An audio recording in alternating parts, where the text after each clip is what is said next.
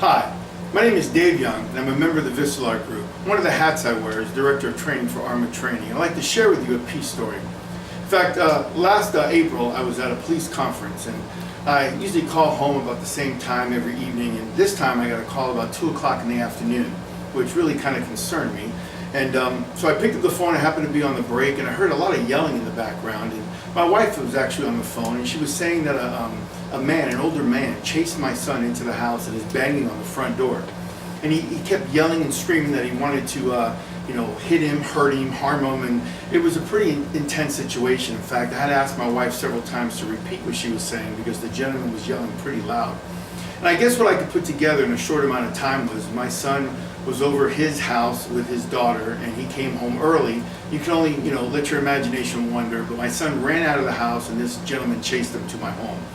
And he was still banging on the door when my wife had me on the phone, and I said, listen, what I want you to do is I want you to address the gentleman from the other side of the door. Tell him to step away from the door for step back from the door so she can open the door. And he kind of lowered his voice a little bit, but he stepped back and she handed him the phone. And I quickly tried to explain who I was. I said, sir, my name is Dave Young, and I'm the resident of that address that you're at. And I just want you to know that I can totally sympathize with how you're feeling right now. If it was my daughter, and we have a daughter, I'd kind of feel the same way, but you're really scaring my wife. Take a minute and look at my wife right now. I want you to know she's very scared. This is very out of character for her. You're banging on our door, and I can only tell as a father that I'd be pretty upset as well. So can you please tell me, what happened?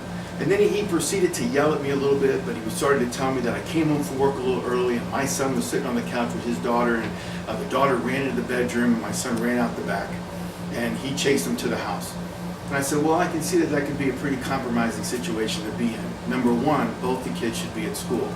Number two, my son should not be over at your house because my son is accountable for his actions, and he's also accountable to me for not being in school. So I get home on Saturday. This was a call I got on Friday. If you can wait for me to get home tomorrow morning, I will definitely bring my son over to your house and you can talk to him. You can express him anything that you have that's on your mind. I'm sure as a father you have some things you'd like to say to him, but please understand that it takes two people to tango, and I'm sure there was some concern and some responsibility on both sides. So if you're okay with that, I can only assure you that I'll bring my son over to your house tomorrow. He was still yelling a little bit, he was cussing a little bit, and I said, listen, my name is Dave Young, and if you get some time to go home, go to some of the websites that I'm on, you'll see that I'm a police trainer, and I'm very disappointed right now in my son. But I also know that I love my son and respect my son. I want to hear what he has to say, and I'll bring him over to the house tomorrow if that's okay. He kind of lowered his voice down. He said, yes, sir, yes, Dave, I appreciate that.